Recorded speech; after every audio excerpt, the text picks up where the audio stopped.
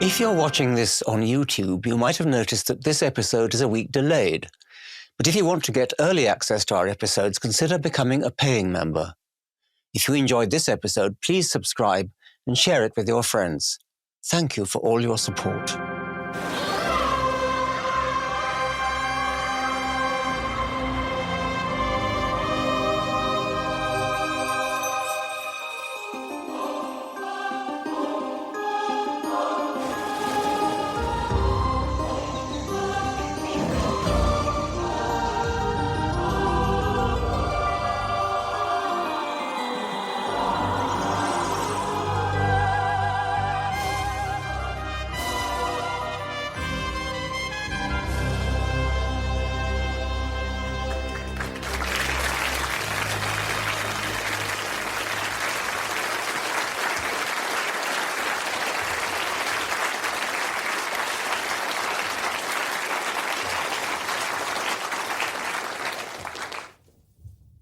Today's lecture is about the problem of design.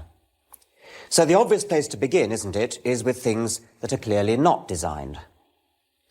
This is just a plain ordinary stone. The laws of physics, left on their own, will produce something like that. They can also produce something like this, which looks superficially like a boot, but the resemblance is purely accidental. It means absolutely nothing. Nor does the resemblance of this to a fish mean anything, nor the resemblance of that to a duck's head. This is slightly more interesting, but it's still purely fortuitous. It looks like an egg, and inside is a little dummy embryo. But again, it's pure luck. That's just produced by physics alone. That's also true of these rather beautiful-looking crystals. But this is rather more interesting, because crystals are what you get when atoms, all of the same kind, are allowed to stack up together in the way that they, quote, want to do. It's a different kind of crystal, a desert rose, almost looks as though it might have been made by a jeweler. But all these objects are fortuitous. None of them is designed. All the stones belong in a category that I'm going to call simple. The same is true of clouds and stars. Nobody designed them. They came to be the way they are by the simple consequences of the unaided laws of physics. They're examples of the way things just happen to be. Now we're ready to look at some objects that really are designed. This microscope, nobody could possibly mistake that for an object that just happens to be the way it is. Everything about it has design written all over it. It has a long tube to look down, a lens this end, another lens that end, a mirror to reflect light up through the tube, knobs to change the focus, other knobs to move the slide from side to side and back and forth. Even the knobs themselves are roughened to make them easier to grip. A designed object. The same is true of this calculating machine. The same is true of this watch. There are some slightly more difficult cases. These flint arrowheads, there's not much doubt that they're designed. They are shaped in a way that you wouldn't normally expect a stone on the beach to be shaped. This one's a bit more doubtful. Experts tell us, archaeologists tell us, that that is a designed object, that some primitive people did indeed shape that for a purpose, and I'm prepared to believe them. But that's a slightly more difficult case. Never mind about them. There are plenty of objects which are absolutely obviously designed. What do they all have in common, these designed objects? They are all good for some purpose, and they couldn't have come to be the way they are by luck. The microscope is obviously very good at its purpose of greatly magnifying objects, and most certainly it couldn't have come about by luck. If you take a lot of atoms and shake them up at random, then you may get a crystal, but you will not in a billion years get a microscope. This is a gazunder, so-called because it goes under, and it has a more humble purpose than the microscope, but it works very well in its purpose. It's clearly designed. Once we realize what its purpose is, which is to hold water, we can come up with a crude measure of how good it is. we can say the cost of the pot is the amount of clay that goes into it, and the benefit of it is the amount of water that it holds. And so its efficiency is the ratio of the weight of water that it holds to the weight of clay that goes into making it.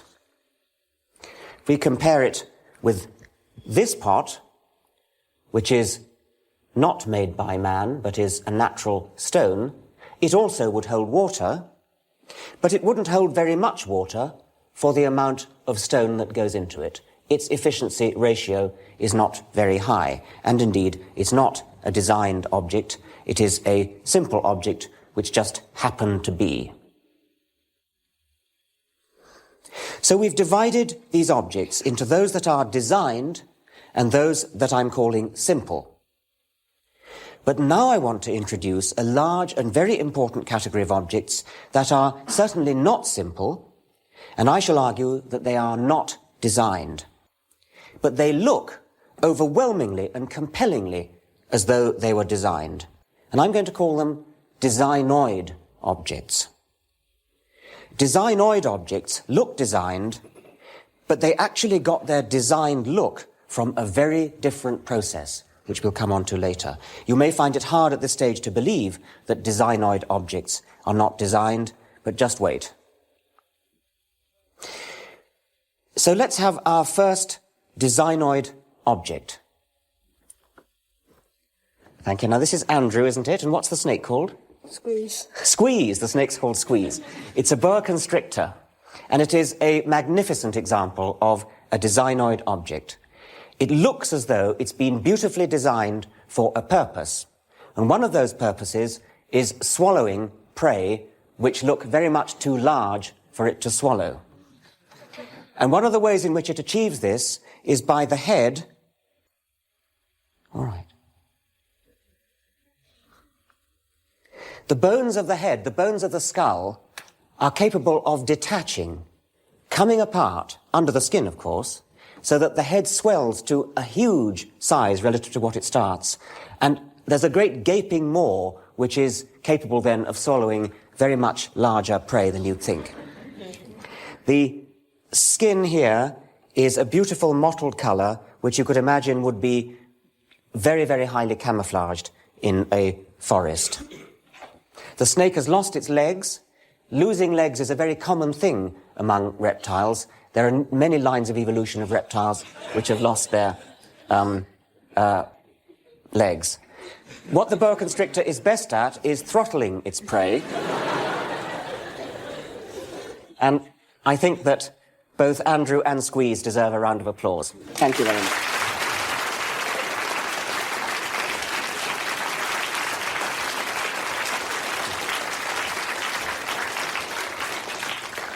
Just looking at the outside of Squeeze gives us no real idea at all of what an extraordinarily complicated structure he and all other living things is. A living thing like Squeeze is not just more complicated than the microscope. It is billions of times more complicated than the microscope. Let's come back to pots. We've seen a designed pot, and we've seen a simple accidental pot. Now here's a designoid pot. This is a pitcher plant. Here you see the individual pitchers. There's an enlargement. They're filled with water, and they're traps for insects. Insects fall into the trap and drown. This is how a pitcher begins. This is the next stage in development. It begins as a leaf. You see the hole just beginning to form. This is a young pitcher. And then we're going to see, there's the full pitcher, there's a fly climbing up it, there's a slippery area at the top, the fly's down into the water, it's now going to drown, and in due course, its products will be digested by the plant. Here is a live pitcher plant, here is one of its pitchers, you can see the little lid over it, there's the slip zone there, and inside is the water. It appears to be a well-designed object, a well-designed pot. If we were to do our cost-benefit ratio, our measure of the amount of water that it holds over the weight of the plant material itself, we'd find that it was a very efficient pot indeed.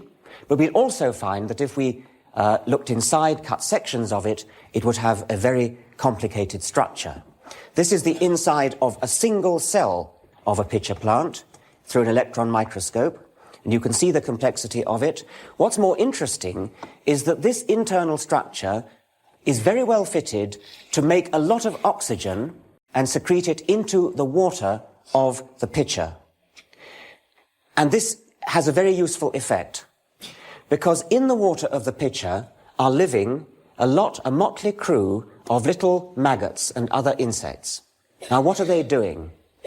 Well, it's all very well eating insects, like a pitcher plant does, but a plant doesn't have any teeth, and it's difficult to eat insects if you haven't got teeth.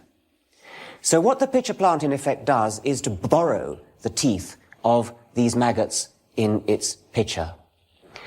What the maggots do is they eat the prey that fall into the pitcher, and then their excretory products are what are finally absorbed by the pitcher plant. So really the pitcher plant is just getting the same thing as any other plant gets when it eats manure, in effect. But what the pitcher plant is doing is sequestering for itself a private supply of manure by luring insects and by supplying the maggots that live in the pot with a nice oxygen-rich freshwater atmosphere, which otherwise they wouldn't like to live in.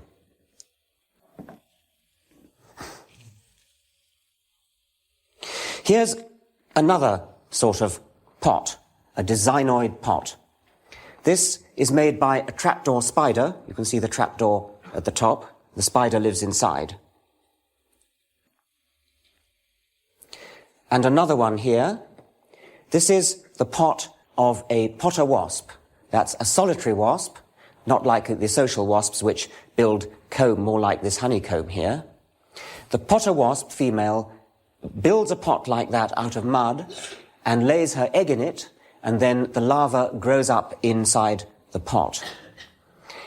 Look how beautifully it resembles this designed pot. This is a truly designed pot made by somebody in Mexico. See how similar it is to the pot made by the potter wasp. Yet another animal pot. This was made by a mason bee. Exquisite little thing. It is used for the same purpose as the potter wasp's pot, but it has a different structure. It is just like a house built by humans. These are little individual stones which the female bee has gathered and has cemented together to build up this delightful pot structure. And the story doesn't end there, because we can only see one pot. But underneath here are 4 more pots. And they've been carefully covered up by the bee, who has gone to the river and gathered clay to cover over her pots. The clay is exactly the same color and texture as the rock on which the pot is placed, so that the bee's predators, the predators who might come and eat larvae out of the pot, would never known a million years that there were any pots under there. Here's another beautiful example of designoid architecture. These gigantic megaliths, like Avebury or Stonehenge, are built by the Campus termite of Australia. They're huge structures, like blocks of flats. Certainly on termite scale, they are like blocks of flats. They are all pointing exactly north-south, which is another very cunning feature, because that means that they get the morning sun on one side, and they get the evening sun on the other, so they get nicely warmed up in the cool parts of the day. But in the hot part of the day, the midday sun, that hits them end on, and so they don't heat up too much, which is why all these termite nests, they're called compass termites. You can always, when you're in the desert, tell which direction north-south is by looking for a compass termite nest. Even larger is this another kind of termite nest. You can see the scale there. This is a most colossal structure. The Austrian ethologist Karl von Frisch remarked that if humans built structures on the same scale as termites do, then the structures that we would build would be 4 times as high as the Empire State Building. So termites are very, very impressive architects. These designoid objects are very impressive indeed. We're switching now from objects which are apparently designed by animals to the design of animals themselves, the apparent design of animals themselves. And I'm beginning with camouflage. If you were walking through the desert, you would probably think, to a casual look, that that was a stone. But it's not a stone, it's a grasshopper. It just looks like a stone, and it gets protection from looking like a stone. And in the next example, this looks to me exactly like seaweed. It's one of my favorite of all designoid objects. It is in fact a fish. It's a seahorse. There's its head, there's its neck, there's its body. And these objects sticking out here are part of the fish's body, but anybody would think that they were parts of a seaweed. They look exactly like parts of a seaweed, and the seahorse hides among seaweed of just the right type. It's almost perfectly camouflaged. And we have a few more examples. This is a film of, and you'll see what it is in a moment, it's in fact a leaf insect. There's the shield over the thorax, there's the head, here come the wings, and when it isn't moving, perhaps even when it is moving, it looks exactly like leaves. It's just flown off. Here's another thing, looks just like a plant, turns out to be a green snake.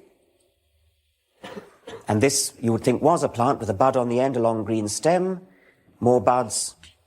Only when we get to the front end do we just about spot that it has an eye, antennae, and legs. It is, in fact, a stick insect. Look at these leaves here. Autumn leaves. Look at the vein up the middle of the leaves. Look at the veins on either side. Look at the little splodges of dark-coloured mould on the leaves. But those are not leaves. Those are butterflies. Look there, you can just see the body there, there, there, there. That's what these butterflies look like when they open their wings. This is what they look like on the underside of the wings. And they normally sit with the wings folded so that you only see the underside of the wings. And you're very hard put to it to see that they're not dead leaves. Only when they open the wings do you get this flash of brilliant coloration. Camouflaged animals resemble inedible objects.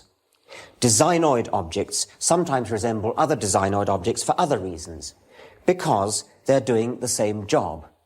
And this is called convergent evolution. This is an ordinary hedgehog. That is nothing whatever to do with a hedgehog, but superficially it looks like it. That is a spiny anteater. It is a mammal, but you might say only just a mammal. It's an egg-laying mammal, a very primitive mammal from Australia and New Guinea. As a matter of fact, its way of life is not that close to a hedgehog's way of life. This is an anteater, whereas hedgehogs eat more general things, insects and worms and things.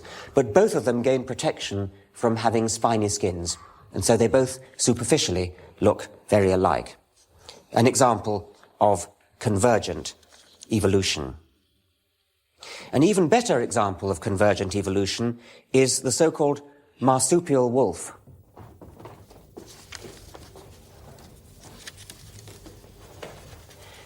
Now, if you saw that going along on a lead down the street, you would think it was a dog.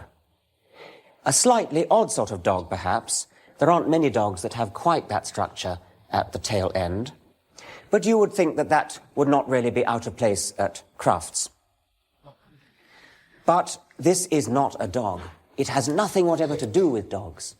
This is a marsupial. It's much more closely related to kangaroos and wombats and koalas. It's now, most unfortunately, extinct, only fairly recently extinct. It went extinct this century in Tasmania, went extinct some thousands of years ago on the mainland of Australia. And the reason it looks so like a dog is that it does the same job as a dog, or did the same job as a dog. It ran and hunted prey in the same sort of way as a dog does. And that's why it has the same shape as a dog. Okay, perhaps you could take it now, Bryson. Thank you. The structure inside also resembles that of a dog. This is a dog skull. And this is the skull of the Tasmanian wolf. It's a bit larger, but of course the size of the skull will depend on how big the dog is anyway, and we could easily get a bigger dog skull than this. The only reliable way to tell that this is a marsupial and not a real dog is if you look underneath. Those two holes in the palate there give the game away. Those are the telltale clues that tell us that this is a marsupial and not a real dog. A real dog doesn't have the same kind of holes there.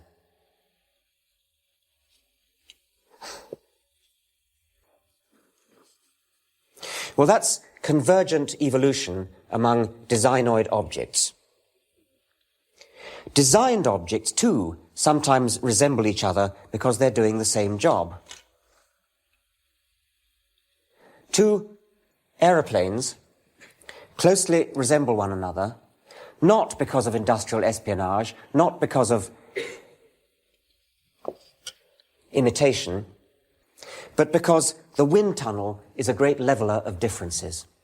These planes have both been designed for the same purpose, and when you design planes for the same purpose of flying very fast through the air and carrying a large payload of passengers, those planes are going to come out looking pretty similar, in just the same way as the dog and the marsupial wolf come out looking similar. So we've seen convergence between two designoid objects, and we've seen convergence between two designed objects. How about convergence between designed and designoid objects? Well, here is a camera, which is a designed object.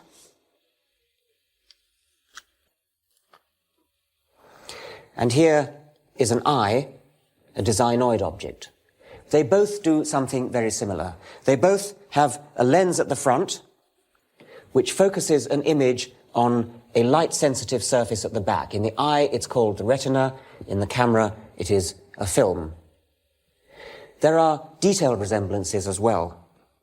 Both of them have an iris diaphragm, opens and closes to regulate the amount of light that goes in.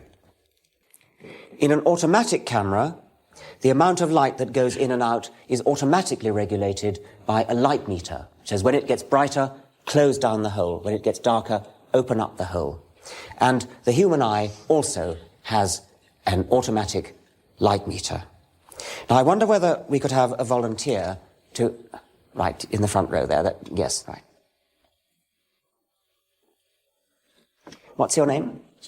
Gillian. Would you like to take your glasses off, Gillian? Thank you. And come and sit down here, please. Now, what you do, please, is look into the camera there, and they're going to take a picture of your eye, of your iris. What I'm going to do is I'm going to shine this light into the other eye. And I hope it won't be too bright. And what we hope to see is that your iris will contract when I shine the light in. So look into the camera, and I'm going to shine the light. Did you see it contract? Look into the camera.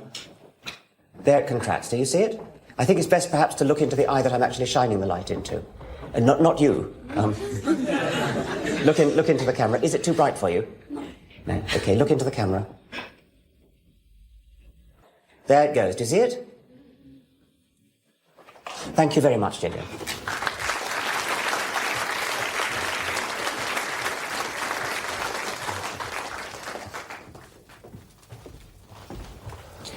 And there are numerous other examples of living things being exactly the way a human engineer would have designed them. Okay, well, I hope that's enough to convince you that there's something special about living objects. They look designed. They look overwhelmingly as though they are designed. I call them designoid, and I asked you to accept this different title. But it's terribly, terribly tempting to use the word design. Time and again, I have to bite my tongue and stop myself saying, for example, that this Swift is designed for rapid, high-speed, highly maneuverable flight. And as a matter of fact, when talking to other biologists, we none of us bother to bite our tongues. We just use the word designed. But I've told you that they're actually not designed and coined the special word designoid.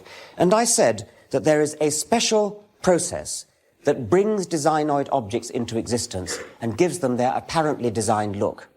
What is that special process? The answer to this question was discovered surprisingly recently in the middle of the last century. One of the greatest discoveries of all time, made by one of the greatest scientists of all time, Charles Robert Darwin. Quite a surprisingly long time after he discovered his principle of evolution by natural selection, he wrote this famous book, The Origin of Species. This is an original first edition, inscribed by the author. Very valuable.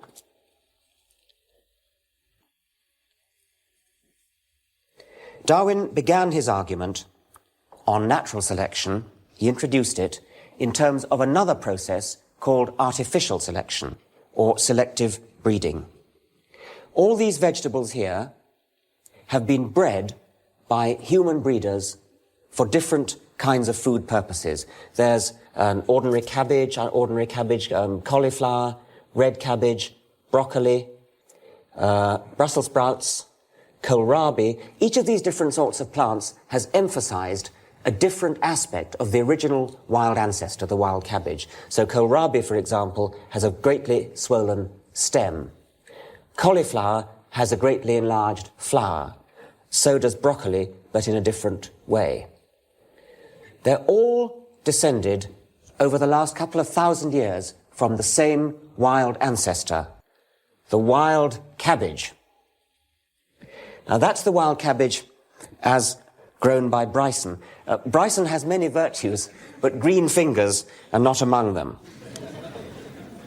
Nevertheless, if you were to take this home and grow it for a little while, water it properly and look after it, it would grow up into a wild cabbage. It wouldn't look very like any of those cabbages. That's the point I'm making. They've all come from the wild cabbage, but they're all very different from the wild cabbage.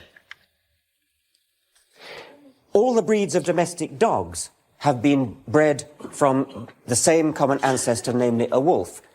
Those dogs look terribly different. You'd never think they were members of the same species, but they all, in fact, come from the same species, a wolf. Now, how do we get, what is this artificial selection, this selective breeding that enables you to go from a wolf to something like that, or that, or that? Well, I'm going to tell you very, very briefly what it is.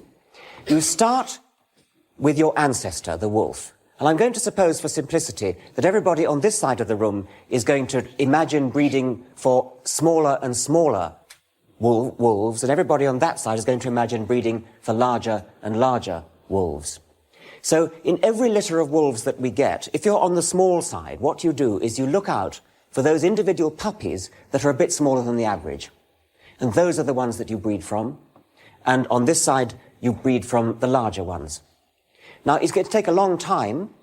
Generation after generation, you mate together relatively small dogs, wolves, and on this side, you mate together relatively large wolves. And after many generations, perhaps hundreds, perhaps thousands of generations, perhaps a couple of thousand years of this selective breeding, because there are genes involved in controlling the differences between the different puppies, cubs, eventually you may end up with something like what I hope is now going to come in. That would be the end product of breeding for larger and larger sized wolves. That would be something like the original ancestor that you started from, and that would be the end product of breeding for smaller and smaller wolves.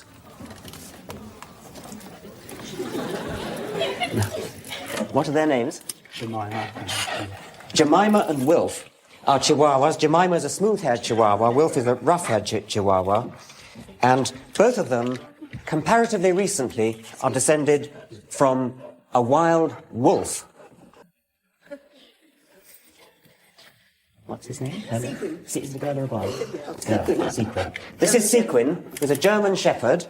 And I think we could say that Sequin is the one who most resembles the ancestral wolf. And this is Archie, that's a fine name.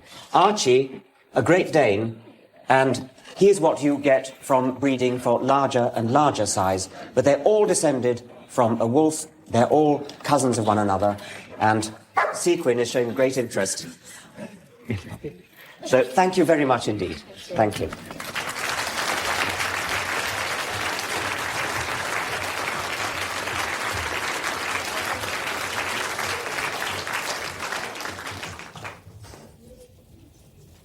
Charles Darwin was very interested in dogs. He was also very interested in pigeons. Thank you.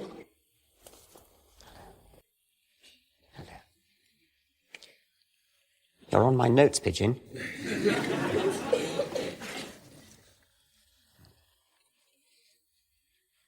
This is a Marcinero cropper. It's a pigeon which has been bred by artificial selection from the wild rock dove, and in this case it's been bred for thickness of feathers and for size of crop. You see the great big crop at the front, which is blowing up like that, and see how big the feathers are.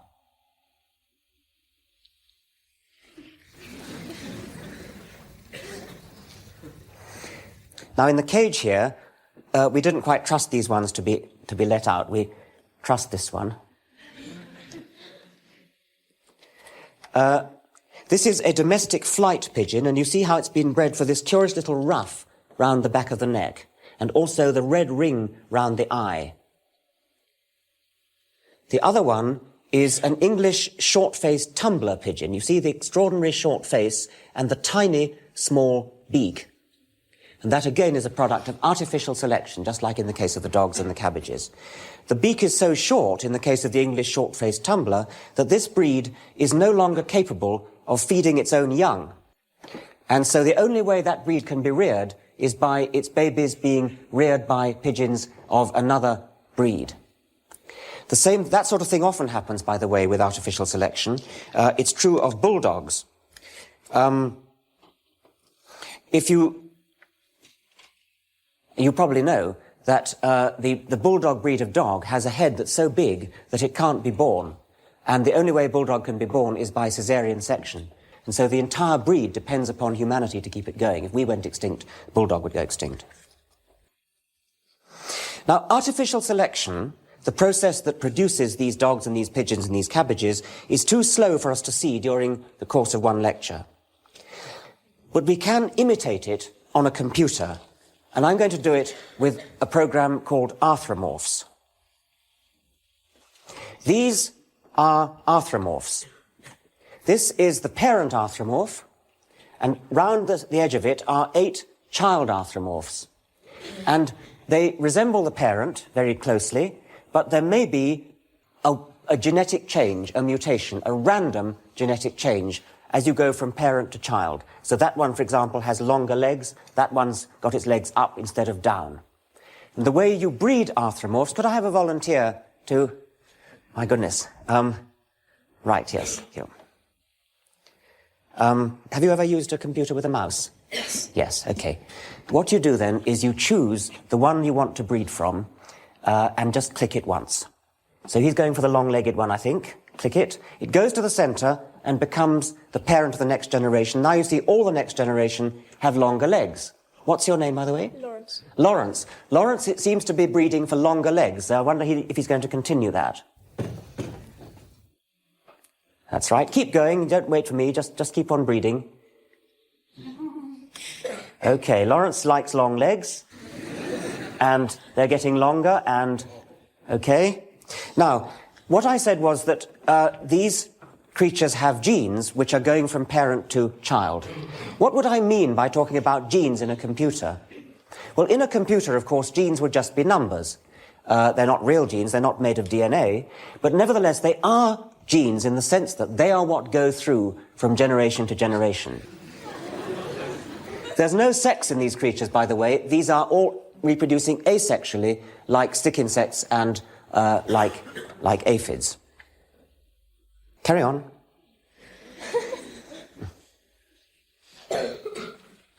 Read as fast as you can to get through a lot of generations.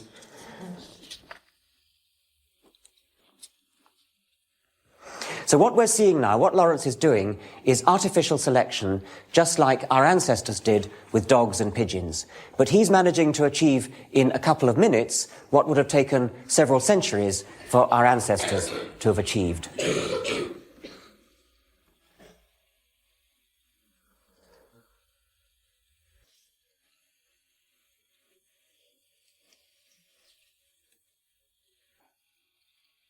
What are you going for, Lawrence? What? Legs. You're trying to get lots of zigzags in the legs, are you?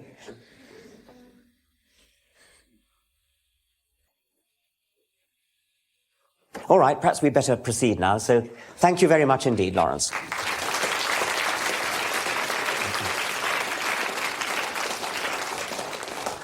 Well, I think we're all convinced by now that artificial selection works.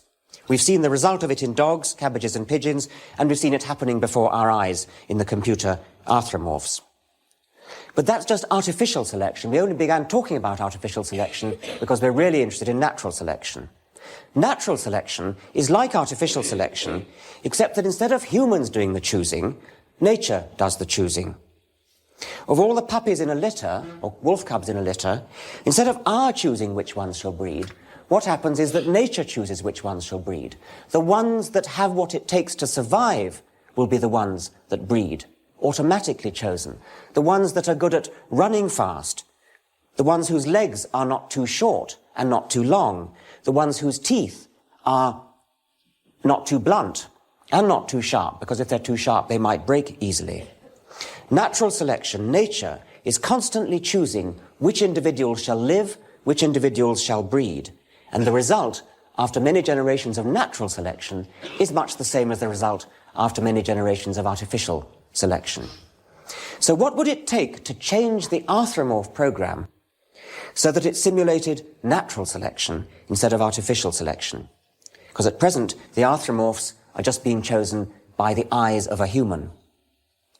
Could we somehow make the computer do its own choosing on the basis of quality of arthropomorphs? Well, the trouble is it's not easy to judge what quality in an arthropomorph might mean, because these arthropomorphs are living in a very strange environment, the two-dimensional computer screen. They don't have a real world in which to live. They don't have predators. They don't have prey. They don't have food that they've got to catch. Perhaps we could do better if we made a computer model of a two-dimensional designoid object, like a spider web. Now, if we could have the lights down, I think we might be able to see. Now, there is a spider in the middle of its web, and that, I think, shows quite nicely. Good.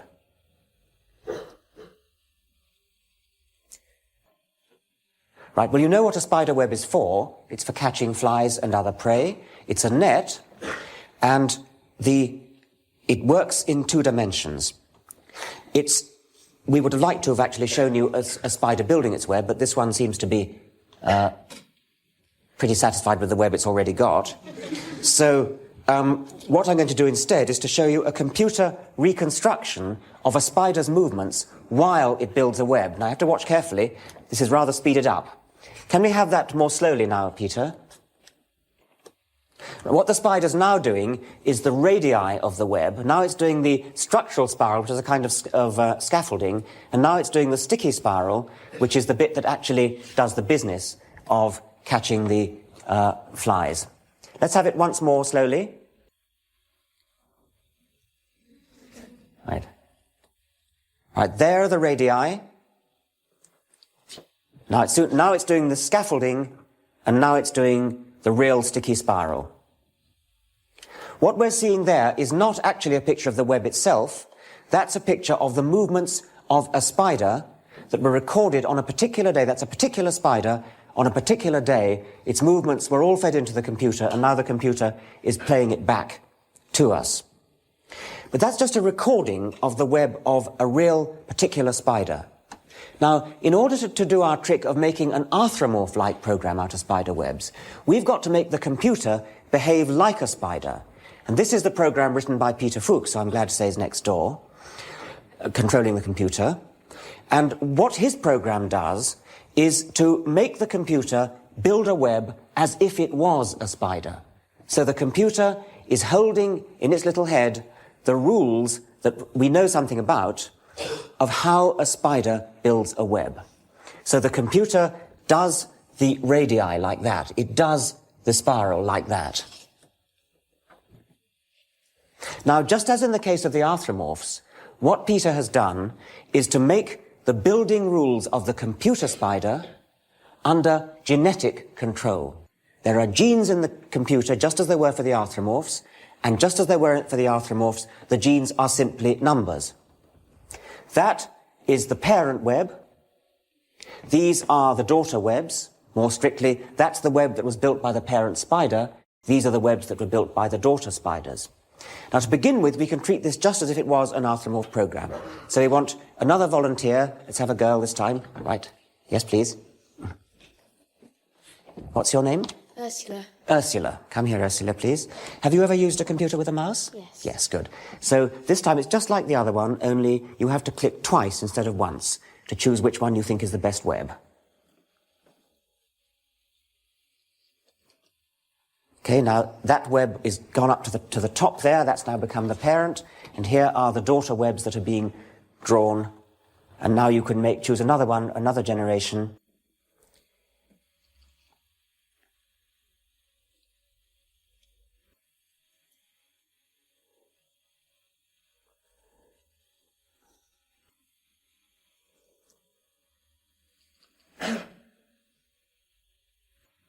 So you see, we're doing just the same as we did for the arthropomorphs, but now we've got spider webs coming.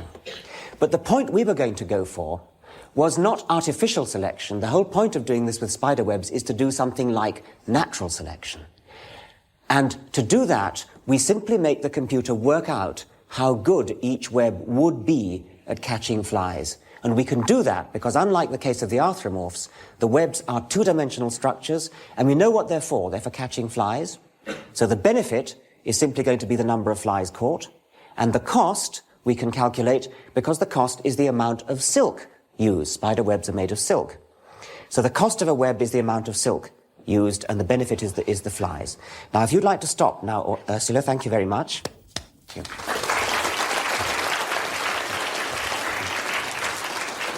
Now, we no longer have a human selector, we now have the flies doing the selecting. So the flies are going to hit the web, when Peter gets it started up again, and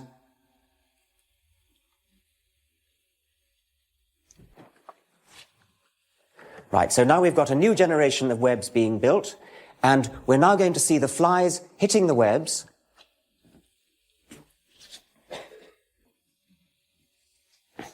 There come the flies again. Now the computer is going to calculate which of the webs is best at catching flies, and it's that one that's gone dark. So that one will now become the parent of the next generation.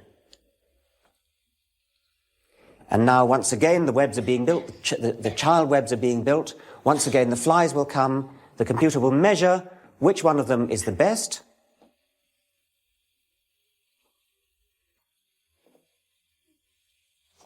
There it is, and that becomes the parent of the next generation. Now, it wouldn't take very long for us to see the evolution starting from no web at all and going to a nice web that works very well, but we haven't quite got time for it, so instead what we did was to let the computer run all last night, and we've got a fossil record of all the webs that were built during that time. This was the starting web, the thing that started at the beginning of the night's run, and then every 20 generations we have a printout of the shape of the web. So we see we start with almost no spiral at all, and you could imagine the flies just whizzing straight through and not getting caught. But then natural selection in the computer led to a gradual improvement in the web, more and more spiral, more and more flies caught, and so evolution went in the direction of a nice full web with a nice full spiral like that, catching lots of flies. That all went on in the computer last night, very fast, telescoping into one night what would have taken thousands of years, perhaps millions of years, in nature.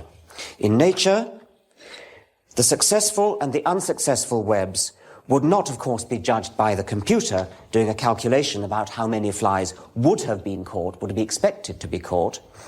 They'd be judged automatically, the webs would be judged automatically and without any thought by the flies themselves. The flies themselves just fly into webs, thereby choosing webs for breeding. The flies don't know they're choosing the webs for breeding. They don't particularly want to fly into the webs, but nevertheless the consequence of their inadvertently flying into webs is that the spider that built the successful web is a spider that's more likely to breed and therefore more likely to pass on the genes for building that sort of web.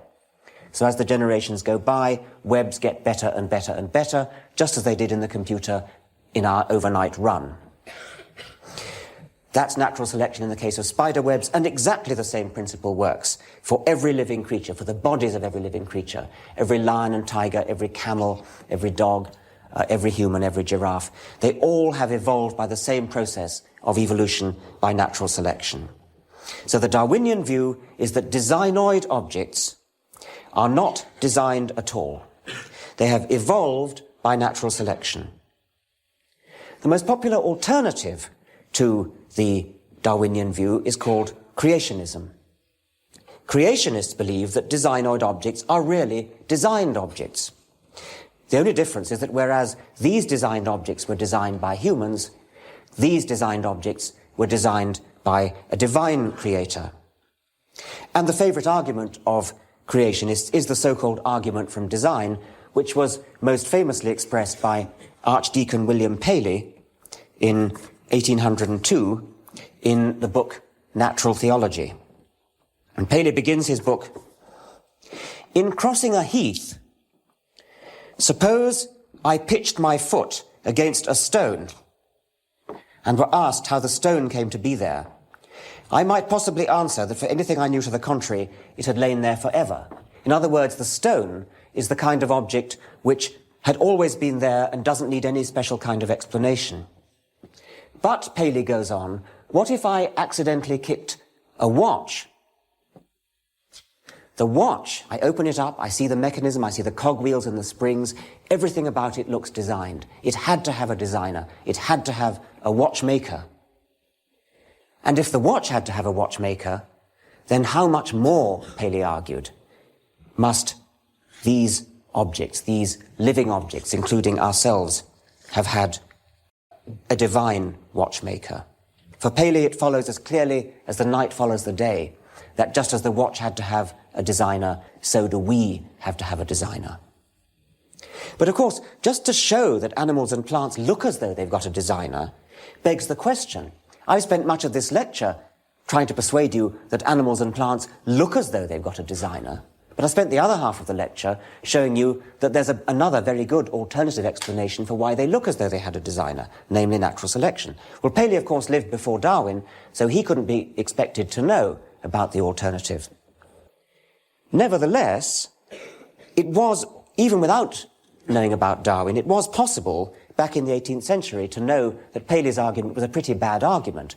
And this was pointed out by David Hume, one of the greatest philosophers of all time. Hume made the point that the argument from design, which was Paley's argument, is that things like elephants and humans are too complicated to have come about by chance. They have many parts just like a watch. Too complicated to have come about by chance. A designer, a watchmaker, an engineer, is certainly one way in which these objects could come about. These objects could come about. But a watchmaker, or a designer, or an engineer, if he's to be any good as a watchmaker or an engineer, must be a pretty complicated object himself. It's no good just postulating a designer, because a designer is just the very kind of thing, just the very kind of complicated, ordered thing that seems to need the very kind of explanation that we're searching for. If a human is too complicated to have come about by luck, or if a swift is too complicated to have come about by luck, then 1,000 times more so, any being capable of creating humans must be too complicated to have come about by luck. The argument from design certainly proves that living things couldn't have come about by chance, but by the same token, and even more strongly, it shows that a divine creator couldn't have just come about either. The creator would have needed an even bigger creator, and so on. The argument from design is a powerful seeming argument, and it powerfully shoots itself in the foot. The Darwinian argument of evolution by natural selection, of course, doesn't suffer from this problem. The Darwinian argument does not explain things as due to chance. Chance, in the form of random genetic mutation, comes into it, But by far the most important part of the Darwinian explanation is the non-random process of natural selection. There's another rather interesting little curiosity, which is that natural objects, designoid objects, have imperfections which you wouldn't expect to get in objects which were designed by a real designer. This is a flatfish, a halibut. Its ancestors once swam normally in the water like a normal fish does, like that. But the ancestors of the halibut settled down on the bottom of the sea, one side down. They lay on the bottom of the sea, and then now a modern flatfish moves along like that. You've probably seen them doing it. But when it did that, the ancestor found that one of its eyes was looking straight into the sand. Only the other one was looking up. And so gradually in evolution, the other eye, the one that was looking into the sand, migrated round the side of the head and came up to the top, with the result that the skull of the halibut is now an extremely distorted object. It's like a sort of Picasso painting of a fish. It's got its two eyes on one side. Now, anybody who was going to design a flatfish wouldn't do it that way. You'd do it like a skate, which is another kind of shark, which is also a flatfish, and it flattened itself, its ancestors flattened itself, by going onto its belly, so that both its eyes were looking upwards, and it had no need to do any kind of distortion. But by some kind of historical accident, the ancestors of the halibut and the sole and the plaice all did it by lying on their side, and that meant that they had this distortion. So this is an imperfection in design, which is just the kind of thing you'd expect to see if these creatures had evolved, but is very much not the kind of thing you'd expect to see if these creatures had been created. Evolution starts from simple beginnings. The starting point of evolution is the kind of thing we see here. Something like crystals, something at least as simple as crystals. And it builds upon simplicity to get towards complexity. We start with a simple foundation. Simple things are easy to understand. We don't have to start with a complicated thing like a creator. On this simple foundation are built designoid objects by natural selection. And only when we have designoid objects with brains as big as human brains does design finally emerge. But why do I say just humans for design? Isn't it rather unfair to the wasps that built these pots and bees and spiders and things, rather unfair to this oven bird that built that mud nest, or that nest of social wasps, which is very similar to that, convergently, also built of mud? Why do I use the word design only for human creations and not for the manufactures of these animals? The difference is that human designs get their goodness and efficiency from conscious human foresight. Wasp pots and ovenbird nests get their efficiency directly from natural selection, by a kind of hindsight rather than foresight. Genes are selected which influence the bodies of the ovenbird and the wasps, and particularly the nervous systems which influence the building behavior. The birds and the wasps have no idea of why they're doing what they do. Natural selection simply favors those that build good nests. Humans, on the other hand, do build with foresight. At least they do usually. This is an engineer called Ingo Rechenberg from Germany who designs windmills, and he claims that he designs his windmills by a kind of natural selection. He does it by putting his windmills in a wind tunnel, measuring how good they are, and then, as he calls it, breeding from those windmills that are good at spinning round in a wind tunnel. The windmills have genes, and again not real genes, but they are numerical attributes. They're numbers that are used to make other windmills that resemble the parent windmill.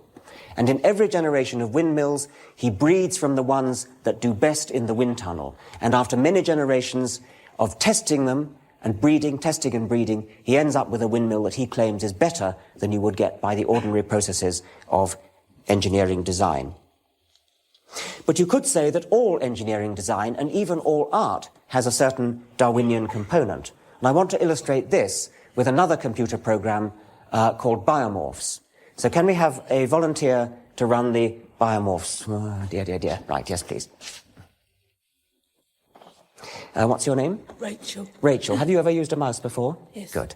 Now, there you have some Biomorphs. Try one of those now.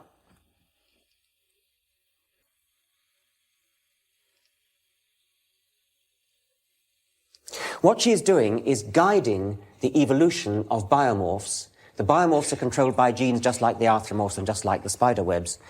And they're coming up by random mutation, but the direction of the evolution is being guided by the human eye, just like the direction of breeding cabbages or dogs, but in this case we're just looking for pure aesthetic appeal, just looking for the prettiest ones.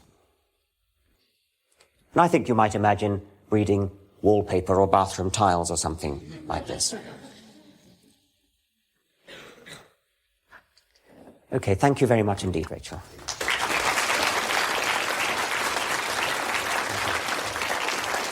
But in any case, all creation, all design, all machines and houses and paintings and computers and aeroplanes, everything designed and made by us, everything made by other creatures, is only made possible because there are already brains put together as designoid objects, and designoid objects come about only through gradual evolution. Creation, when it does occur in the universe, is an afterthought. When creation appeared on this planet, it came locally and it came late. Creation does not belong in any account of the fundamentals of the universe.